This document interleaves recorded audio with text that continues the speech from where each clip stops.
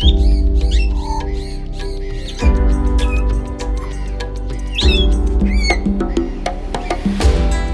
is live from Lodi Garden, a conversation about the world, sitting in a 15th century garden in New Delhi, the capital of India. Your host is the award-winning historian, Hindul Sengupta.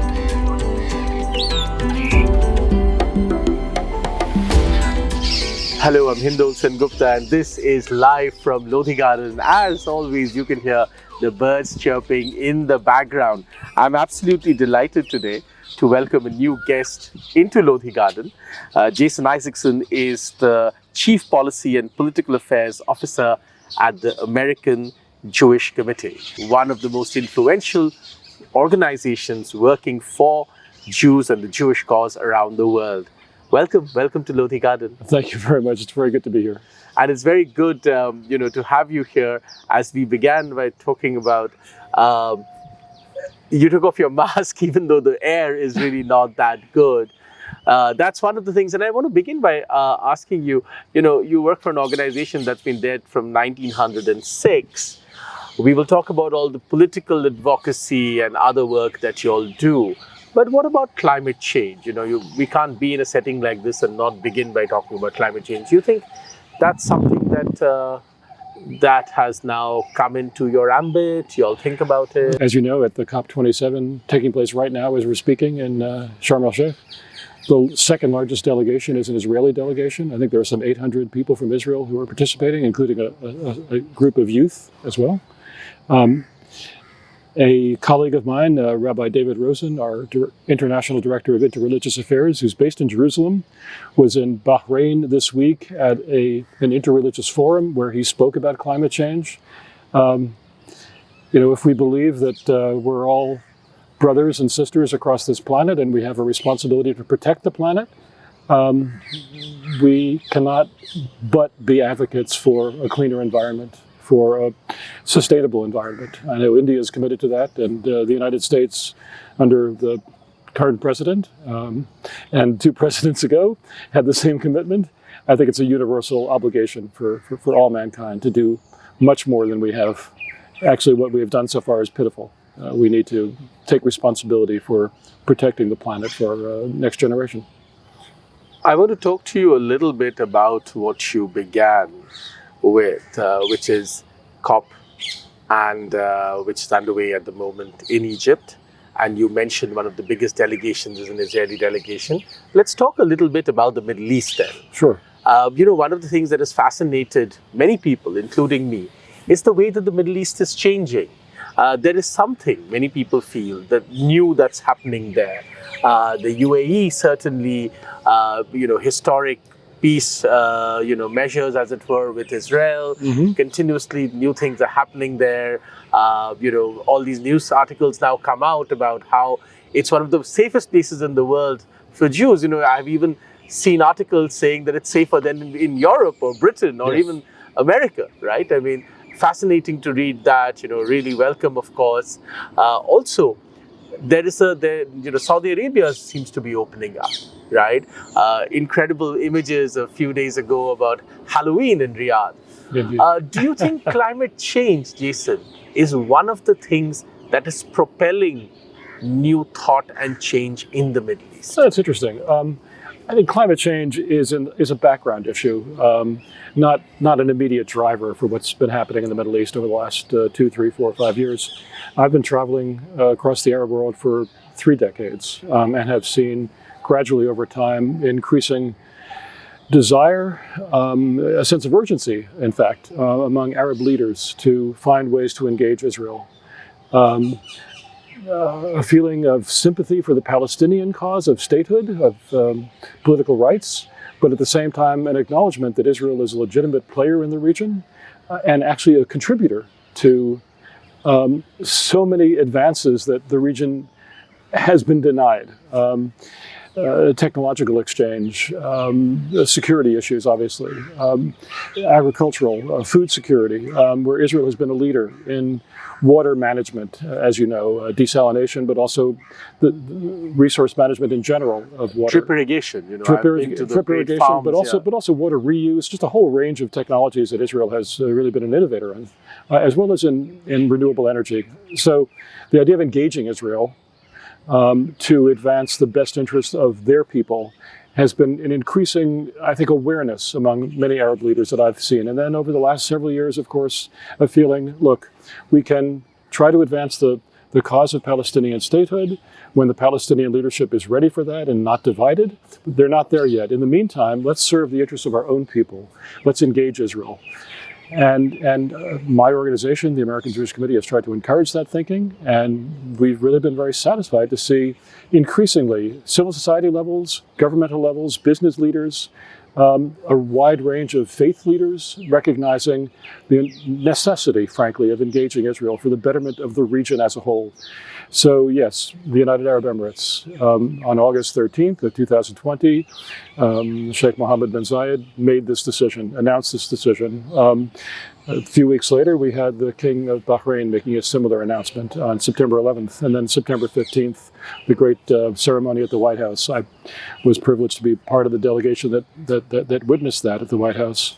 A few moments ago, a colleague of mine actually two colleagues of mine were just in Bahrain for the interreligious forum that the King of Bahrain hosted. We just opened an office, AJC did, in Abu Dhabi, the first organization of our kind. Actually, it's rare for a non-governmental organization in general to open an office in the United Arab Emirates. Very proud of the relationship that we've been able to develop. Very grateful for the leadership of the UAE in helping us do that. But also in Morocco, which has, as you know, a historic Jewish community going back thousands of years. The King of Morocco, King Mohammed, in December of 2020, also made that historic decision to reestablish and upgrade relations with Israel. So increasingly across the Arab world, you're seeing the sense of possibility of seizing the opportunity that exists now to find a way to engage Israel for the betterment of their people. Saudi Arabia is taking steps. It is not yet ready to engage Israel publicly fully, but it has taken significant steps by opening its airspace, frankly, to flights from Israel to India, as you know, years ago. That's right. Increasingly, Israel to the Gulf as well. There were Israeli businessmen at that Davos in the Desert forum that just took place a couple of days ago in Saudi Arabia. As you know, former Prime Minister and now future Prime Minister Benjamin Netanyahu, was in a kind of a secret meeting that everyone knows it's not any longer a secret in Saudi Arabia a couple of years ago when he was in office. There have been engagements quietly under the table for some time. I think you'll see more of that because it's a reality. The region needs this kind of integration. For security purposes, against common threats, the region needs this kind of integration. And then obviously for environmental issues as well, and for medical, and for food security. As I mentioned before, there's so much to be gained by this kind of engagement with Israel, which has been a leader in so many of these areas. I want to get into more specifics of each country now. And I wanted to ask you what you think is really happening there. Let's take the UAE, for instance. The United Arab Emirates is engaging not only Israel in a very public manner and really heightening its engagement with the Jewish people. Like I said, there are unprecedented, newspaper reports now about how it's one of the safest places in the world for Jews, right? And this would be unthinkable even a decade ago, right? So it's an incredible development, but it's not just with the Jewish community. Temples are opening in the UAE. The UAE, I was recently in Abu Dhabi, and not just Dubai. People used to say Dubai is different, but it's not just Dubai anymore. It's across the UAE, and it almost makes a powerful statement. I was in Abu Dhabi recently, and even at the great Grand Mosque, right, of Abu Dhabi, there were all these sort of, great messages about, cultures coming together, UAE being open to all cultures, all faiths, and so on and so forth. What's really happening there? And this is connected to our earlier conversation about climate change, because some people believe that the Gulf is, in a sense, preparing for a post-oil world. and reinventing their economies, their cultures, their societies for a different kind of universe. Very Is that correct? And UAE, I want to begin with UAE because UAE has never had that kind of oil, the kind of oil, for instance, Saudi Arabia does. So what's really going on? Well, so I mean, UAE does have considerable, hydrocarbon resources and will for decades to come, but they have been looking ahead. They've been looking down the road several decades to when it will be necessary for them to develop other technologies, other sources of income. Years ago, I remember maybe 15 or 20 years ago, on early visits that I made to the UAE, meeting with people who are developing something called Masdar, which has now developed into a huge enterprise of focusing on renewable energy, focusing on energy conservation, developing solar and wind farms around the world.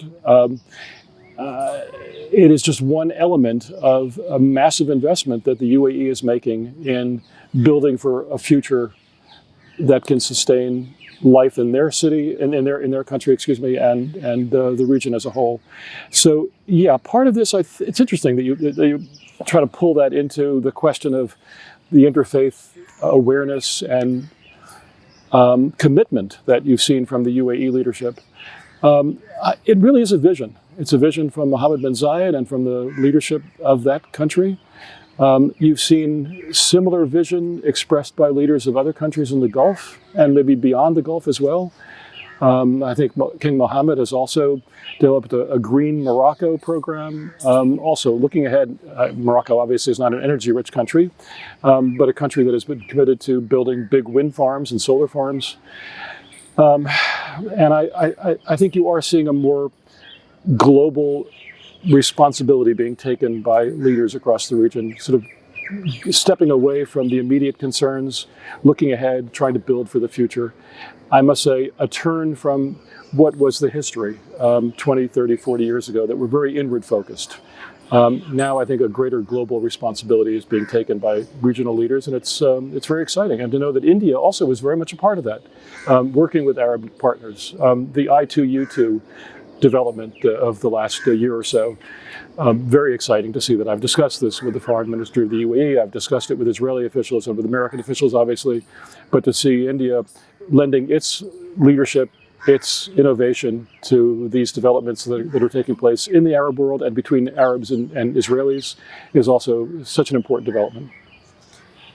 It's interesting that you mentioned that, because that brings me to my other question.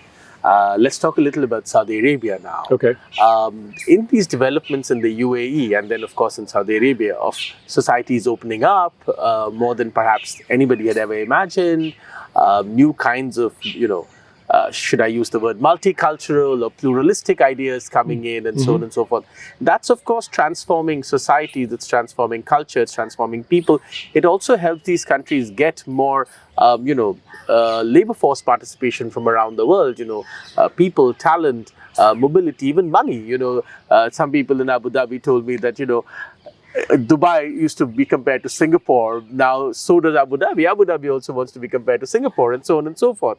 And these are, of course, sort of, simplistic ways of putting some a profound change that's happening in the region. Yeah. Tell me a little bit about what you see India's role to be, because obviously India has deep and engaging friendships, really, both with the UAE and across the Gulf, right? And millions of Indians who living and working there. Who work there, who are very much part of those societies, yes. Who've contributed to building, in many cases, large parts of those countries. Indeed. So I want to understand, in this peacemaking process, right, between Israel and the Middle East, the broader Middle East, where do you see, or what do you see India's role to be? What role has India already played? What more further role can India play? As a source of manpower, as a source of investment, as a place where Arabs and Israelis can work together in this country as well. The latest developments under the I2U2 formula that will involve, I believe it's energy and water projects that will take place, and food security programs that are being planned for India. So I see a full partnership between India and the UAE and Israel, and I hope in not too distant future Bahrain will be brought into this as well, and down the road other Gulf states. It's just natural because of the enormous capacity of India as a contributor of technology, of manufacturing ability, of investment resources, and just the desire on the part of Indian business people and Indian leaders, thought leaders, to advance regional peace and global peace, I should say. India has a special responsibility, I think, carrying through on its decades of leadership of the non-aligned world, what we used to call the non-aligned world, to sort of forge that path toward a new relationship with countries across the region, east and west, north and south. India is perfectly positioned to play that role, that pivotal role. I want to talk a little bit now then about the friendship between the man who's become the head of the Israeli government once again.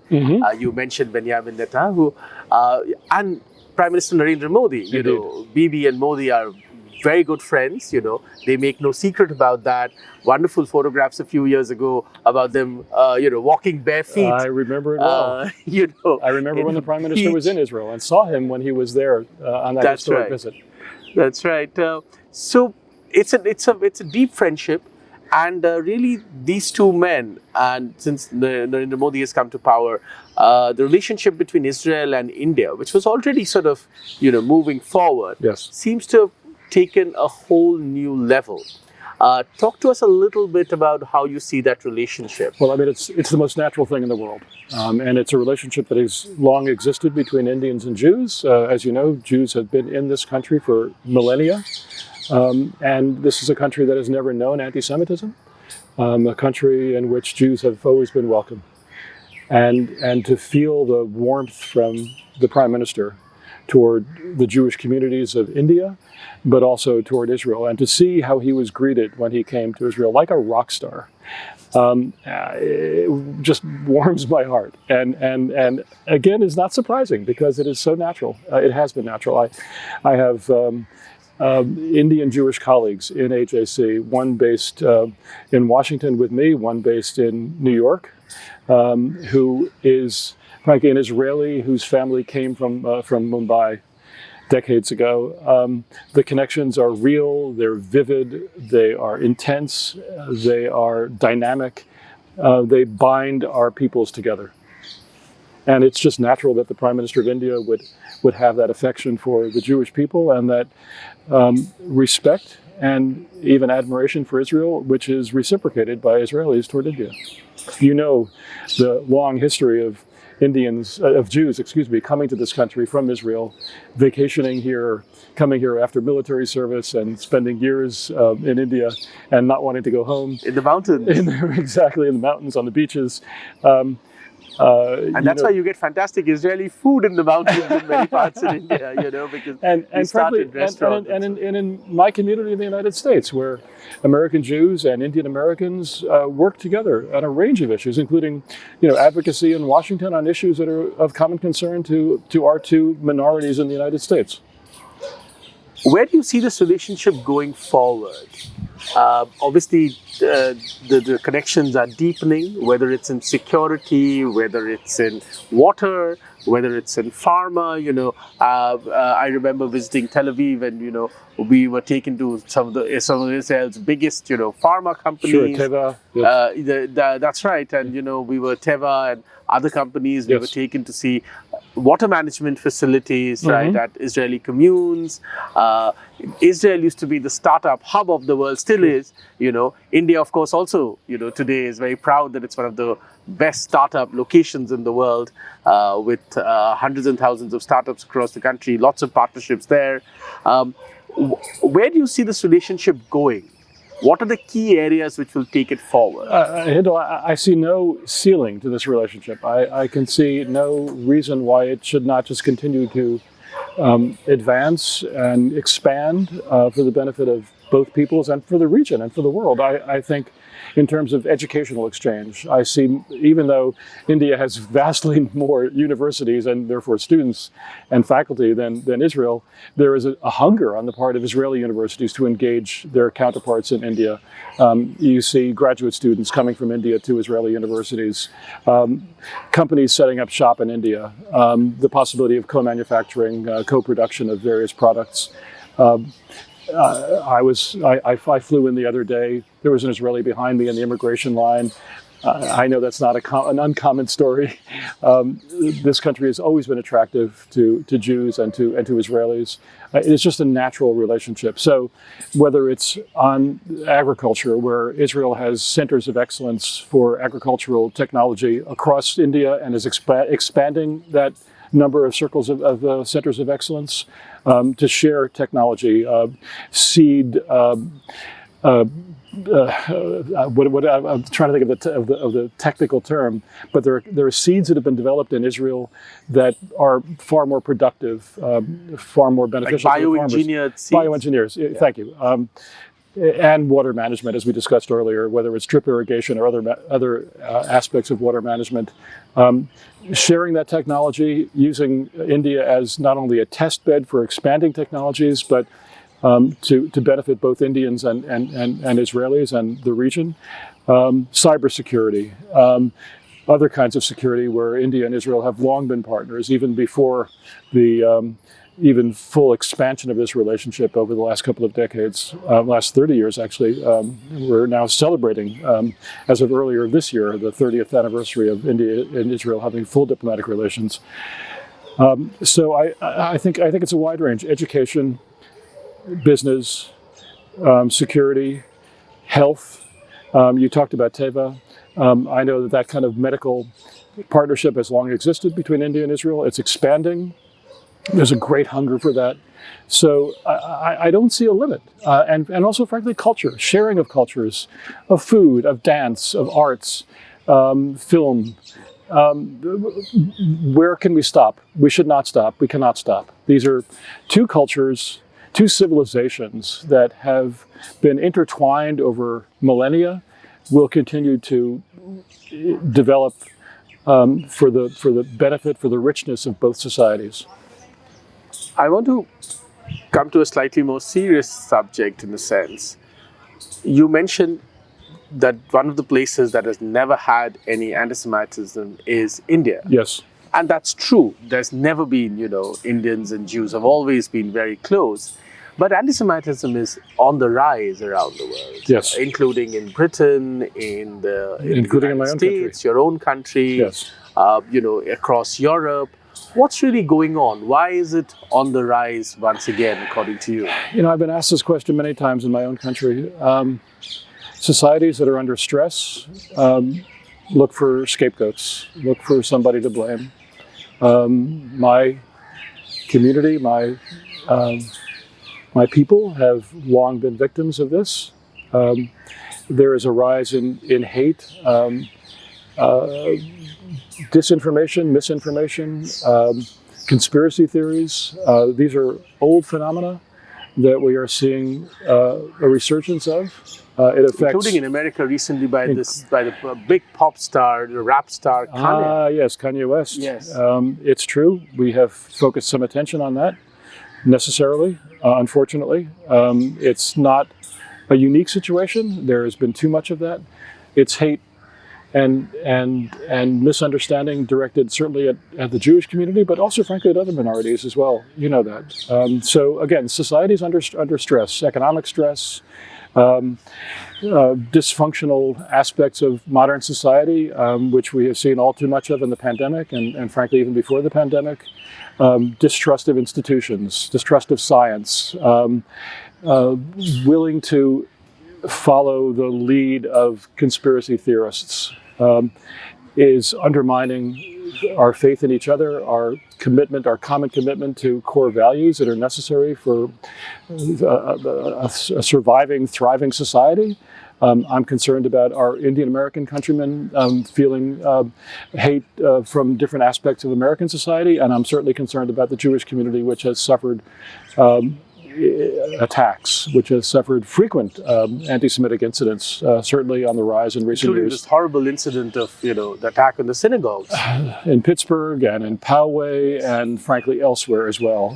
It is sometimes there have been weeks when hardly a day has gone by when there have not been some kind of attack. So we're quite aware of that, and we have a great obligation to educate our fellow citizens about the necessity of lowering the temperature, of understanding our fellow human beings, of discounting the conspiracy theories that are percolating throughout society, polluting society. And reaching across to their fellow man and women, and recognizing that we all have obligations to each other. We have obligations to build a healthier society. I'm worried about these currents that are flowing through our society, not just in America. Years ago, we focused a great deal of attention, I'm talking about not many years, I'm talking about 10 years ago, 12 years ago, a great deal of attention on the rise of anti-Semitism in Europe. An ugly phenomenon after, decades after the Holocaust, when we were all saying never again, and we thought it could never be again, but yet Jews were being attacked.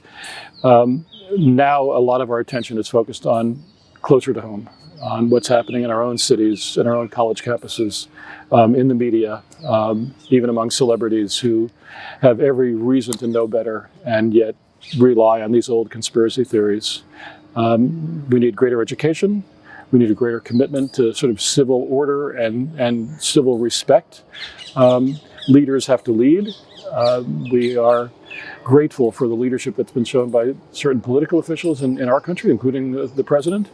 There has to be a great deal more of that in the business sector, in academia, and just in society in general. And I hope that under the new leadership of Twitter, we will also see responsibility. That hasn't always been clear to us that would exist.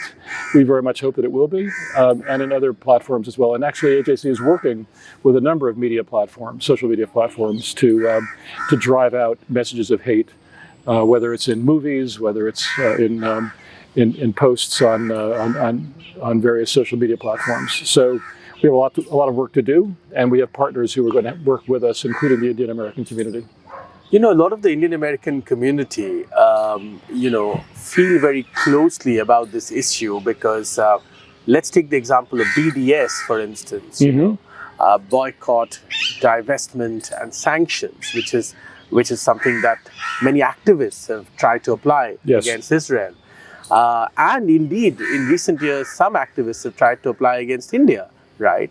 And therefore, it's incidents like this where many Indians actually feel a lot of affinity towards Israel and indeed towards the Jews because, there are similarities in the kind of attacks that happen and the kind of language that's used. Indeed. You mentioned academia, on college campuses, the kind of language that's used, the kind of propaganda that's done. And that's one of the reasons why there is incredible support in India for a deeper relationship between Israel and India. Yes. I wanted you to talk a little bit about that. For instance, the BDS movement, right? It used to be against Israel, but it's now, we're seeing in India, there are attempts to use it against countries like India too. What's really going on in academia? What's really going on in college campuses, which seems to be one of the most fertile grounds where these kind of issues are coming up and are playing out? It's very upsetting, and to know that a lot of this is coming from traditional homes to liberal thought and humanistic thought. Where some of the lessons that we all thought had been fully learned and integrated into the thinking of modernity, of modern times, have now been twisted, and people are adopting harsh conspiratorial views, are conflating colonialism with what's going on in Israel, what's going on in India, are kind of fixing old negative labels to places where they do not belong. And often places which suffered from colonialism, Of course, like India. of course. I mean, Yeah, And, which is and the most ironic thing. I know there's always a desire to identify with the underdog, and that's kind of a progressive tendency, and I understand that, and I have some sympathy for that. But when a country like Israel, which has been subject to wars of aggression for ever since its founding, since before its founding, and that has survived, is found guilty because it survived, because it beat back those wars of aggression. And in India too, having survived its colonial past, also finds itself also targeted as somehow a colonial oppressor, or with other negative labels that are affixed to India.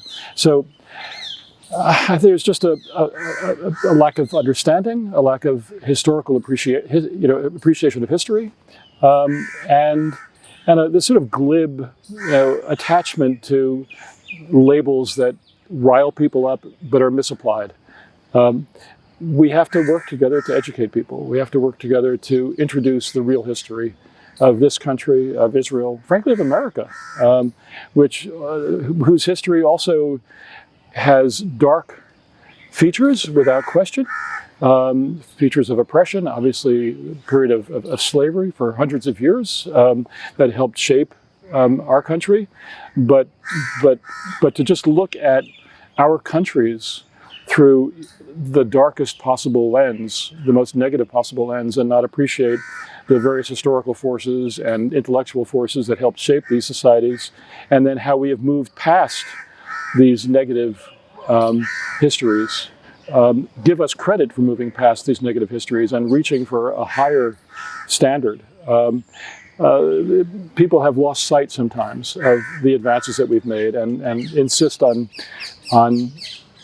wallowing in these negative aspects of our respective histories. So we have to work together to educate people, make sure that they appreciate the advances that have been made, demonstrate our commitment to the values that we advertise, that we're actually trying to live up to those values, and in many cases are succeeding in living up to those values, but not always being fully appreciated by some of our observers.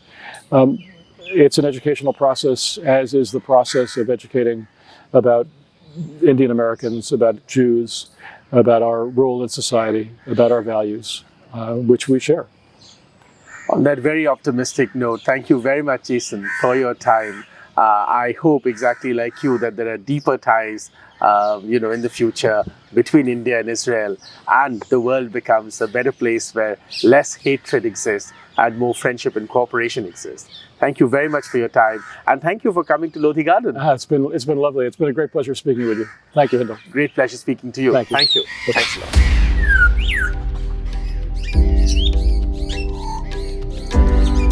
You were listening to Live from Lodi Garden with Hindul Sengupta. This is a Global Order presentation, edited and produced by Koteshwar Rao and directed by Rishi Suri.